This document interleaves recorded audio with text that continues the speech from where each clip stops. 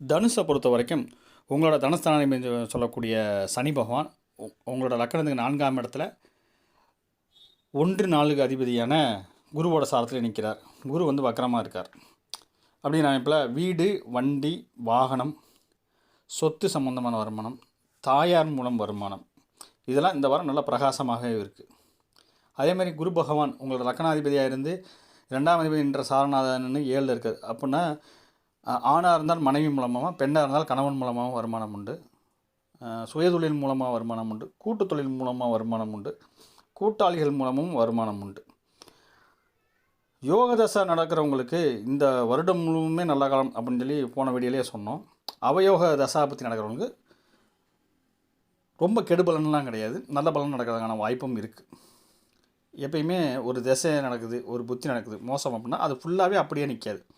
அந்த அந்தரம் பிராணம் சூட்சமம் பிராணன்றதெல்லாம் மாறும். அப்போ அதுக்கான அமைப்பு தான் இப்போ நம்ம வாரம் வாரம் அப்டேட் பண்ணிகிட்ருக்கோம். அப்படிங்கும்போது இந்த வாரம் தனுஷை பொறுத்த வரைக்கும் யோக தசை நடக்கிறவங்க ரொம்ப ரொம்ப நல்ல அமைப்பு. அதனால் ஆக்டிவாக யூஸ் பண்ணிக்கிங்க. நல்லது நடக்கும், நல்லதே நடக்கும், நல்லது நடக்கட்டும்.